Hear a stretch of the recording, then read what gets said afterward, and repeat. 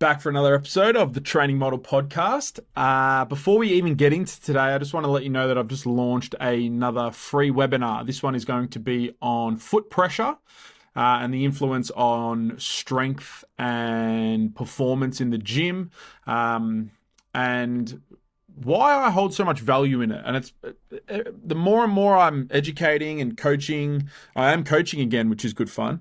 But the more and more I get into coaching and educating and building out all these things and processes that I've been developing this year, foot pressure just continues to come back to me as one of the most simple, most simple processes that you can understand to improve so many qualities in the gym, and it helps so many different things, and it's really just quite simple to apply. And that's all I give a fuck about with my education processes, is that if it's not easy to apply, it might be difficult to understand and comprehend initially, but if it's not easy to apply, it's probably not worth learning, because the application of strength training especially should be simple, and it should be easy to undertake the process of improving people's movement, confidence, tension, whatever it is they're struggling with, quite quickly, because we understand all of the things that we need to for strength training and technique. So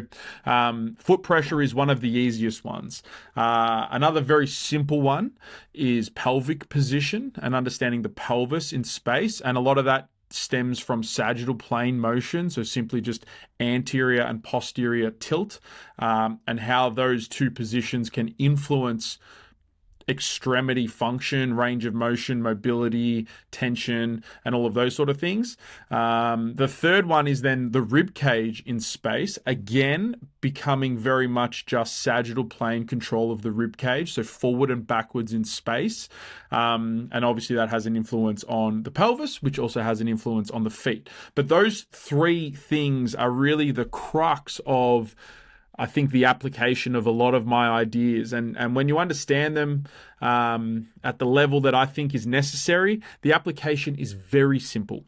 And that's what it should be. And that's why I'm doing this free webinar, to, again, just continue to highlight how simple some of these strategies can be, and how much of an impact they can have on the outcomes for yourself or your clients, whether they are training for rehab purposes or entry-level staff just getting started, or if they're higher level performance, whatever their goals are in the gym, there are some central understanding of those key areas of the body: the feet, the pelvis, and the rib cage. And if you can get those things right, sky's the limit for your progression with your value as a coach. So very keen to do that. It is on next Thursday, so if you are keen to jump in, it will be the first link down below. Completely free. We'll run for about 60 to 90 minutes, depending on who's in there and the questions and the discussions. If anyone's done any of my things in the past, you know that I'm pretty keen to just let rip. I love the little rabbit holes that people ask questions about, and the little sidetrack adventures that we get into. I think that's the value in these sort of live sort of processes for education, because ultimately those little side tracks and little quests are the application that most people are looking for. So very, very keen. It's next Thursday, the 21st of November at 11 a.m. on Zoom. The recording will be available for 48 hours for the people that register. However, like always, if you come to the live event, there will be plenty of discounts and offers and things that are exclusive to those people, because I value people coming to the live event. So hopefully we see you there. Again, first link down below for my free webinar on foot pressure, for strength, for lifting, and for performance in the gym. So very keen to do that. So today I actually wanted to chat that I am also back coaching for the first time properly, formally, in almost like 2 years. I've had small stints with clients for very specific reasons.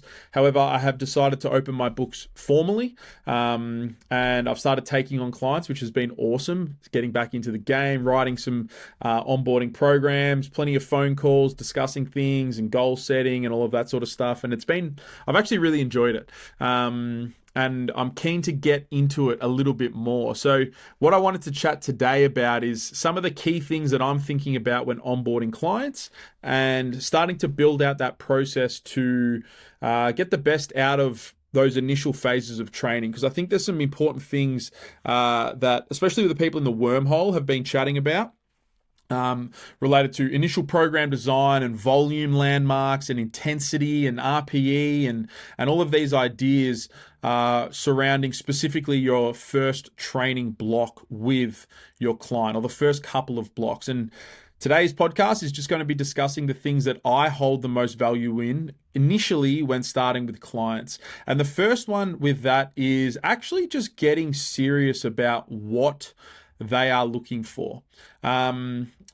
Unless you work in a big niche, and you might do that. It might be like a rehab niche. It might be a powerlifting niche. It might be whatever it is. But unless you work in a very specific niche, a lot of the times clients, they say these objective goals that they're looking for. However, there's quite often more subjective feelings that underpin those objective sort of desires. So someone might say, hey, I really want to increase strength, or I feel like I've hit a plateau, or all of those sort of things. However, there's probably like subjective psychological things that underpin those objective goals that are worth unpacking and worth trying to identify. Why is it important for them? What specifically are they struggling with? And why they want to overcome those things. Quite often with this is centered around like strength training. However, more often than not, it's built around confidence in the gym, or confidence in their effort, or understanding that they're on the right path and they're not making mistakes, and all of those sort of things. So quite often there's some subjective stuff around the training process that is worth unpacking, and not just assuming that the objective thing is simply what they are looking for. Obviously, our goal as coaches is to provide an objective outcome. However, if we can learn and layer in more subjectivity into the training process and understand the subjective sort of influences in goals and the process of training, I think that is a huge step in creating buy-in early and creating sort of an open communication process for your clients early. So that will be the first thing, is actually just spending time chatting with clients around what they're looking for and why they're looking for those things. It's quite easy to fall in the trap, especially if you're a newer coach, to simply just assume that the information and the objective goals is all that the client is looking for. And anyone that's coached for any number of months, years, or clients or whatever, quite often the subjective stuff is the thing that holds the most value long term anyway. So spending a little bit more time and unpacking those sort of things is important, and something that I'm trying to do more and more of as I step back into the coaching realm. The second thing is going to be discussing program design. So I've been in the Wormhole. We've got like a little focus month. It's probably going to run longer than a month, but a little focus period related to programming. Denzil, who is one of the coaches in the Wormhole, he was on one of the live calls, and we chatted a lot about volume and setting up volume landmarks within a good training program. And I provided a resource that has been incredibly valuable for myself over the years, and it's James Krieger's Volume Bible. It's a free, just Google that. It's a free website that looks into, it's like an updated meta-analysis is kind of how I describe it, but an updating meta-analysis. It kind of just takes in all of the available research for hypertrophy and the volume requirements of hypertrophy stimulus, and gives you very practical frameworks and ideas around programming and coaching around those. Ultimately, it is a hypertrophy resource, so muscle building.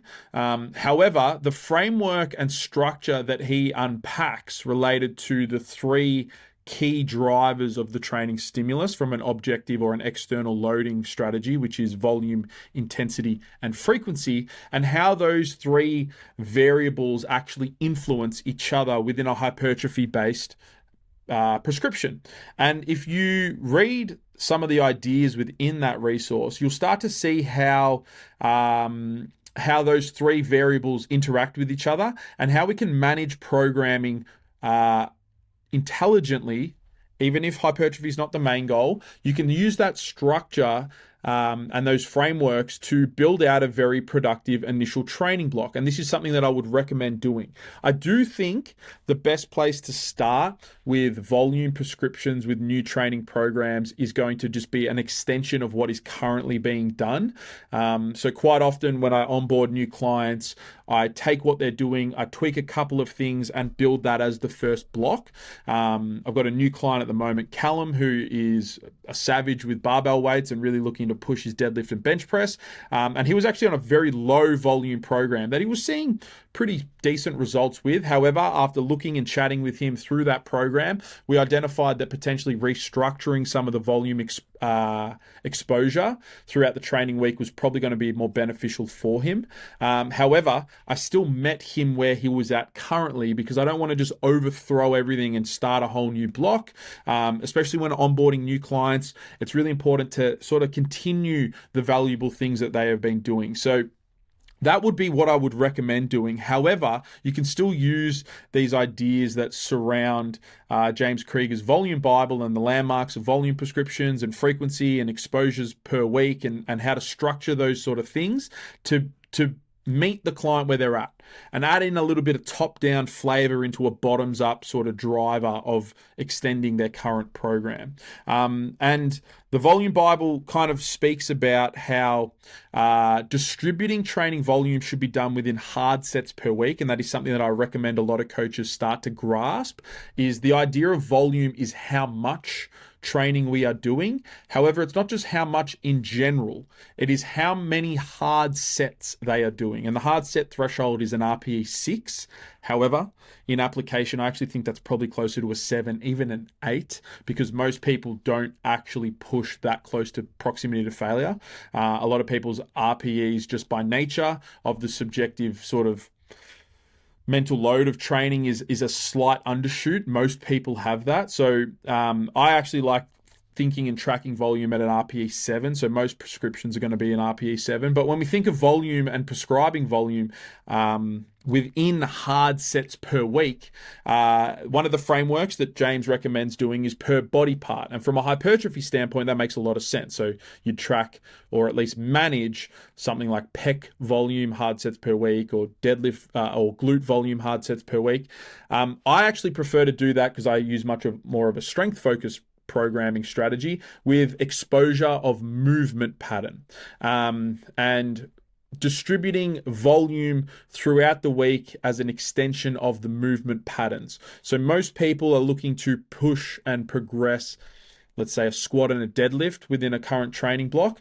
I like to think about those two exposures or those two movements as individual exposures of volume. So we will have squat volume and we will have deadlift volume. There is obviously overlap with them, and it's going to be important to understand that there's going to be some carryover fatigue within the training volume of those two movement patterns. However, when we describe and define the training volume, I much prefer to use the lens of the movement patterns being the exposures that we're building around. So if we think about like a squat exposure and the training volume of a squat exposure, we're looking at no more than probably 5 or 6. You could push it up to like a 7 or maybe an 8. 8 would be an absolute top end. But for a starting volume exposure, I'm thinking of 5 sets of squat-based volume within a training session. So that would probably look like a main lift. So a primary lift is an A1. Potentially 3 or 4 hard sets. And then there would be some kind of accessory that would tick the box of a squat accessory as well. So whether it be a machine squat, whether it be a split squat, could be like an isolated movement, like a leg extension or something like that, or a hip thrust, or any of those sort of isolated movements definitely tick that box as well. However, within the squat exposure, I am thinking of the movement pattern as the framework around distributing volume. And again, I don't want to really see higher than 8 hard sets within a session per movement pattern, because it just deteriorates the quality of the movement. It deteriorates the quality of the stimulus. Majority of your stimulus is going to come from those initial hard sets within the day, and then it's going to or progressively be less of a stimulus as we continue on. There's a bunch of acute fatigue reasons for that, but I like to set a little bit of a cap for a movement exposure for volume. And roughly it's going to be 6 to 8 sets within a session. And what that means is if we have a goal of a specific movement progression, a strength progression, it means that we can start to understand how frequency starts to play into the program. So if we have one hard day of training, primary exposure being a strength exposure for a squat, it means that we probably need to include additional exposures throughout the week that tick some of the other qualities that the person is looking for. This is when we start to build in technical exposures. This is when we start to build in volume exposures for the squat pattern. A technical exposure I would recommend being like a tempo variation of the main lift, and that would be on a secondary or a third day in the training program. Again, with that volume understanding being that we're probably still only looking for 6 to 8 total squat sets across this individual day of training. And if we set this thing up right, we should get to a point where we have 2 or 3 main exposures across the week for your squatting, and each one of those main exposures is ticking the box of 5 or 6 hard sets for the training week. And if we have that idea of this interplay of volume being hard sets per week and frequency being how we distribute more training volume across the training block or across the training week, it gives us a really simple framework to start to make decisions with when we're onboarding new clients and building out initial programs. So Callum, that guy that I have been helping recently, he was on a very low volume. He was literally doing a top set with a couple of back offs of a variation of that movement. So he was doing a top set of deadlifts and then 2 back offs as a deficit RDL as his main deadlift day. Only 3 hard sets, and then he had a bunch of accessory-based movements, which 3 hard sets is fine, especially if we've got some hard training coming up afterwards. However, what I decided to do is actually on one of the secondary deadlift days is create just 3 standard sets of deadlifts, just 3 by 5. We've decided to ramp the RPE as an RPE 6, 7, and 8 for those 3 sets. And we'll get into intensity in the next phase. But just going to take a quick break right here to let you know that intake 3 of the movement mentorship is open and the early bird discount is available. So you can save 25% before roughly mid-December to jump in. We kick off on the 13th of January. This will be the 3rd intake. There's currently over 110 coaches that have been involved in intake 1 and intake 2 and have registered for intake 3. So come and join the next intake of what I believe is the best value for money on these ideas in the industry. I can guarantee there'll be plenty of tidbits and connection of dots and improvements in your understanding around human movement, coaching, programming, all of it. Yeah, intake 3 is open. Code NASA, NASA, saves 25%. I hope to see you there. Once you start to build out those exposures, we can start to see how the volume is actually distributed across the training block or across the training week. And again, even though James Krieger's volume Bible is hypertrophy specific, the model or the value in it is actually the thinking process in how to distribute volume across a training week and the interplay with both volume and intensity that comes with that. So highly recommend checking out that resource because it can help a lot of young coaches determine where volume should be within the training program. So, and a starting point. One thing I would say with volume as a starting point when writing new programs is that I would always veer on the side of less training volume. And again, that comes with the assumption that most people don't actually push themselves that hard in the gym. Their RPEs and their awareness of their effort and their potential is quite often limiting. So looking to push the training volume early and initially is probably not the right step. The first box that we need to tick is making sure that the training is of high enough quality. Quality comes before the progression of quantity when it comes to good productive training. So I wouldn't recommend pushing to the higher amount of volume initially. I'd recommend starting on the lower end for the prescription of volume. On that, then, we begin to move into this idea of intensity. So again, when we think of external load and the objective load that we're placing on the client, on the person in front of us, it comes down to the program structure. And when we think of the external loading variables of the program, the ones that move the needle, the biggest progression of training outcome is via volume, intensity, and frequency. We've discussed volume and frequency as kind of like a connected variable and distribution of how much work we're doing and how often we're doing it. But when we think of intensity, it's how hard the work is. And those three factors together are what actually drives the process of good productive training forward. They are the things that actually produce the outcomes that we're looking for within a training program. From an external loading perspective, obviously there's the internal loading response as well. But when we think of volume, intensity, and frequency, they are the things that pushing the training forward. They are the things that people need to learn to manage when we think of load management as an external loading understanding, because they are the things that move the needle. They are the things that distribute the amount of work that we're doing and how hard that work is. So when we want to manage external loading, when we want to refine the external loading process, they are the big rocks of the process. Things like your exercise selections, your range of motion, your tempos, your rep ranges, all of those sort of things are smaller rocks. They don't have as big of an impact on the overall training stimulus as volume, intensity, and frequency ever will. They are the bigger rocks. They are the things that we need to think about more so when we're building initial programs. So when I think of intensity,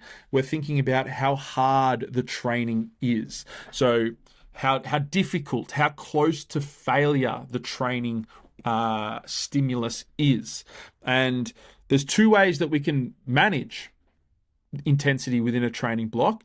The first is my favorite, which is RPE. And the reason I like RPE and the reason that I recommend more, that should be the underlying intensity metric within your training and within your programming, is because it takes into account the subjectivity of training and the training process and the influence of the internal load as a response to what we're actually doing in the gym.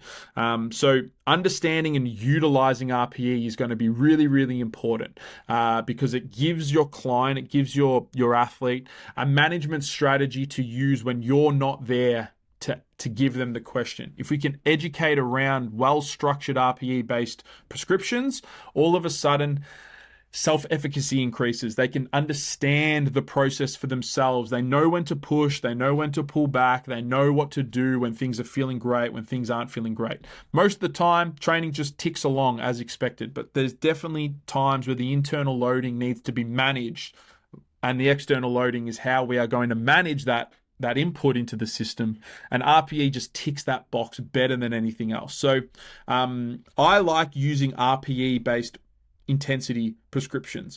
However, that doesn't mean that it is purely this bottoms-up progression of training, being that we just enter the gym and see what happens. We still need some structure that comes into the training day that allows us to make good decisions with the loading strategy on the day. And this is where I think a blend of some bottom-up and top-down strategy is really important when designing initial programming, but also educating around the loading strategies if you're going to use something like RPE. And that's, we chatted earlier, but that's one of the reasons why I like ramping sets initially with clients. I don't go straight into like top set RPEs with back offs and all of that sort of stuff. It might be there, but I like to use a lot of ramping based RPE prescriptions because the ramping process of going from a 6 to a 7 to an 8, maybe up to a 9, allows you to use the current feedback to determine your progression in weight selection. So starting at an RPE 6, you use that information of that initial set to determine the step into the RPE 7. The RPE 7 set, the second set, allows you to progress the load into your third set, which becomes the RPE 8. And we're actually using real-time performance metrics to progress the understanding of loading within the training session. So utilizing things like ramps, utilizing things like ranges for your RPE prescriptions of intensity can be really beneficial in initial training blocks because you're giving the client a broader range to hit.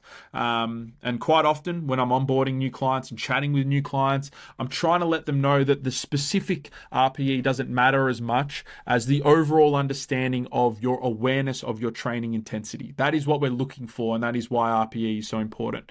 And that's why I favor RPE based selection. So when we think of intensity, we're thinking of how hard the work is. RPE is one way that we can prescribe. The other way would be more of a top-down strategy, which would be more like set loads or percentages or projections of estimated 1RMs and all of those sort of things, which are ultimately a little bit more top-down flavored. They're a little bit more rigid. They're a little bit more restrictive in the selection of weights. It doesn't mean that you can't have bottoms up flavors within that top down strategy. You can educate around, maybe there's a set range of a percentage, or if things get too hard, we can pull back. Ultimately, when you start to include those things, we're basically just moving back to an RPE based prescription, which is a little like a little backdoor into why RPE is really everywhere, whether you like it or not, whether you subscribe to it or you don't, whether or not you have the box to fill in for your RPE or not. If you tell clients that, hey, if things are getting too hard, I want you to pull back, that is RPE-based programming. It's just not within the skeleton, within the framework of selecting a load based out of a 10 or a reps in reserve understanding. It is still all RPE at the end of the day. So you could use more of a top-down prescription. Again, prescribed loads, set percentages, and all of those sort of things. However, I'm not a big fan of them. I'm always going to lean into the RPE-based thing and try to build clients' self-efficacy and confidence up with the development of their understanding of the training intensity and their effort in the gym. And that's ultimately what I would recommend doing. Utilizing those ramping sets can be a very simple strategy that you can start to employ with yourself or your clients to start to educate around that process. And ultimately, they are the main things that I'm thinking about when building a new program, is going to be those three big rocks of the training stimulus from an external loading perspective. Volume, how much work we're doing. Frequency, how often we are doing the work. And intensity, how hard the training is. Intensity for me is an RPE-based intensity. And we've just chatted as to why that is. But if we have those big rocks set, and if we have a good framework to build a program around those big rocks, all of a sudden our confidence that we are prescribing and delivering a well-structured strength program is ticked, because we have a good framework, we have a good model to move forward with. And that's ultimately what I think a lot of young coaches, at least some of the conversations in the Wormhole recently, have been around, is like, how do I know where to start people? How do I know what is the best prescription for volume or intensity? Or how do I best use RPE?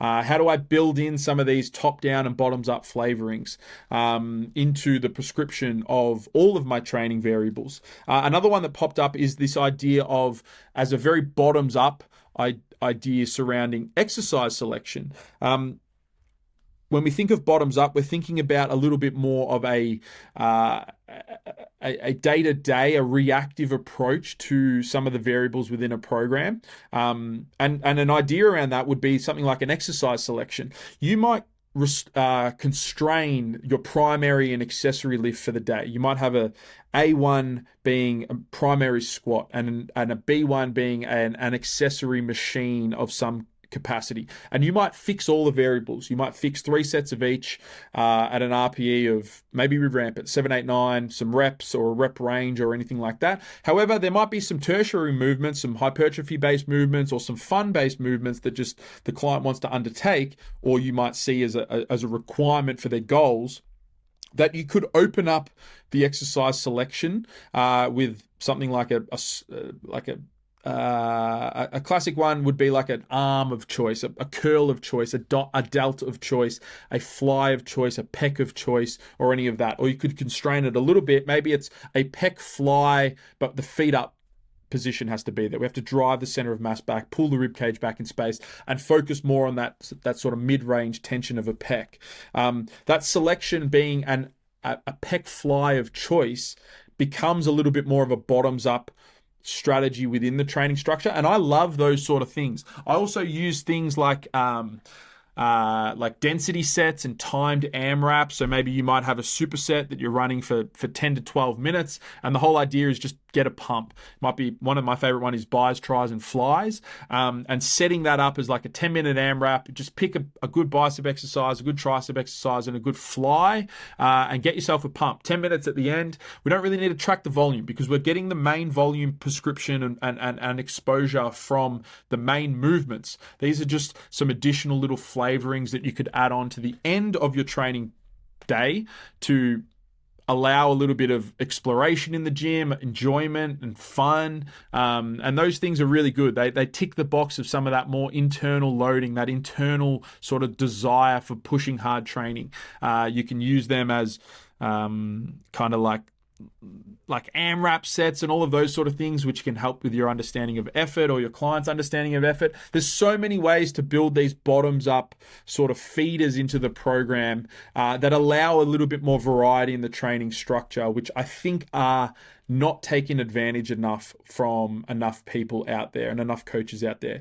The idea becomes very quickly that you have to restrict and confine all of the variables and force the analogy I always use is like snipe the stimulus. Like you force everything into a box in an attempt to snipe the stimulus. However, what is actually happening with the biology of the human is it's more of a shotgun. You're just shooting this general stimulus at the target. And as long as you've got the big rocks of the program in place, your volume, intensity, and frequency, a lot of the smaller rocks, the exercises, the rep ranges, the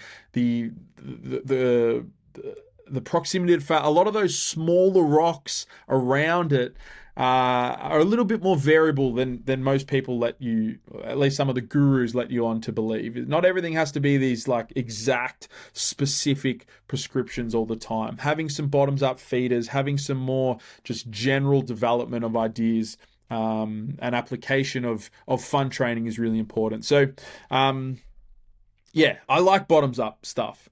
I really do. It's definitely my bias is bottoms up prescriptions. Comparing that to top down, and I think part of that is just my just how my brain works. I don't like being put in a box. I think that's why I work for myself and I have for so long, and I just stick with it. And no matter how difficult it gets, being a business owner and being like your own boss and like defining your direction and all of that sort of stuff. And if anyone's followed me over the years, you know how much I flip and change, which I think is to my own detriment. However, sometimes I need it for my own sanity in my direction and my goals within my career. But ultimately, I don't want to be in a box. I don't like being in a box, and that flavor comes out in my programming strategy and why I like these bottoms up systems and strategies. But I also think the bottoms up stuff allows more exploration of training and what works for you and what you enjoy and what you like. I think, I think it just ticks so many more boxes than just having these rigid rule sets that you have to work within because you believe that it's more optimal in any way, shape, or form. So, yeah. Hopefully that helps. That was a bit of a rant. I don't even know that was like a 30-minute rant on programming, but hopefully that helps. The reason I've got programming in the head at the moment is because in the Wormhole, we do have a little bit of a focus period with programming. The Wormhole is officially launched properly. So if you don't know what the Wormhole is, it's like my education membership, I guess. It's a community of coaches that are thinking, that are applying, that are developing as a group. I think there's 26 in there. So we had the pre-launch and we had 50 people roll through, and about half of them have continued on. There's a couple of new faces jumping in, which is awesome too. And my goal with the Wormhole is literally just to create a community of coaches that all think a little deeper into all these things. That's why the free course, I hope you have done the free course, that will be linked down below as well. But the free course is called Think Deeper. Like I want to help coaches think a little bit deeper around the ideas of training and the models and the frameworks that are needed to actually be a confident coach to move forward with. And that's ultimately what the Wormhole is. And it's been really fucking fun. I've actually been really enjoying it. I added in these free, well, not free, they're part of the membership now, but I added in these like open Zoom calls. So they're every Wednesday, alternating between 12 p.m. and 6:30 p.m. on a Wednesday every week. just as open discussions to chat about ideas, to chat about questions, to chat about the content that I'm uploading. And they've started to gain a little bit of momentum, which has been awesome. Last week we were chatting about some business related things with marketing and like offer creation. And I ran through the marketing funnel, top, middle, and bottom of funnel ideas around marketing and how that might apply to content, how that might apply to other areas of marketing strategy, because not everything is content. There's plenty of reasons as to why, or plenty of different avenues to market through. I myself have been really trying to get better at email-based marketing over the last probably 12 months, and I think it's been working. Definitely working with training model. I haven't. For strength culture, it's been a bit of a challenge. This year in general has been a little bit of a challenge, but it's just another marketing strategy. I digress. The Wormhole live calls have been awesome because it's just an opportunity to just discuss some deeper ideas for training and business for coaches. And my goal with that is just to build a fucking great community, and everyone gets to eventually meet everyone and can chat. I already know that there's like little back sort of like friendships and communities growing on the back of it. And I'm just keen for the Wormhole. I really, really am. I set a little goal to get to 30 by the end of the year. I think I can tick that off. I think I can get there. As just like a little, yes, this is a viable service. This is a viable product. And there's enough value in there to see that. So yeah, if you're interested in joining the Wormhole and jumping in on some of these discussions, I would highly recommend checking it out. You get a 2-day free trial through the website. So either the monthly subscription or the yearly subscription. The monthly subscription I set at $75 for the month. And the way I frame that is it's the price of a single personal training session. And you get hours of content. You get access to me every Wednesday. You can ask questions. You can consume the content. There's already nearly 20 hours of content in there. So I think it's a very well-priced service for what you get. And yeah, it's the price of one personal training session per month. And I think it's fucking mad. I really do. And I'm keen to build the community centered around good, high-quality coaching. And I think just by nature of the people that are in there, there's going to be a little bit more business flavoring. So if you are keen on the Wormhole, it will be linked down below as well, but you can check that out, and I would highly recommend having a look of some of the content that's in there. I might make a little list of some of the recent uploads and just update that every couple of months or whatever, because there's plenty of content going in there. So if you have any questions on that, you can also ask me. But there is a 2-day free trial if you want to check that out. I think I might leave that here for the episode. If you have any questions, let me know. If you can help me with the podcast, you know it G's me up. I'm somebody that thrives on feedback. It's something that I'm learning this year. I thrive on it. I need it. I need feedback. Every time I reach out to people and ask for direct feedback on certain things and have a discussion with someone, it definitely helps me with my motivation to continue to push. So if you have any feedback, or if you have, if you found the episode valuable, please share it. That would be great. And other than that, we're done. Please check out the free webinar coming up. Check out the free course. And also the Movement Mentorship. Intake 3 is open. Let's go. I can't fucking wait for the third intake. I've already decided I'm going to change how the structure of the first 2 weeks is. It's still going to be shoulder and hip, but just how I have the slides set up a little bit is going to change a little bit. And the presentation for those 2 content calls is going to change a little bit. But the Movement Mentorship, fucking get involved. I can guarantee it is the greatest value for money in the industry related to these ideas. Jump in. I think there's over 110 coaches across the 3 cohorts now. So if you are keen, early birds open, code NASA, jump in. Thank you.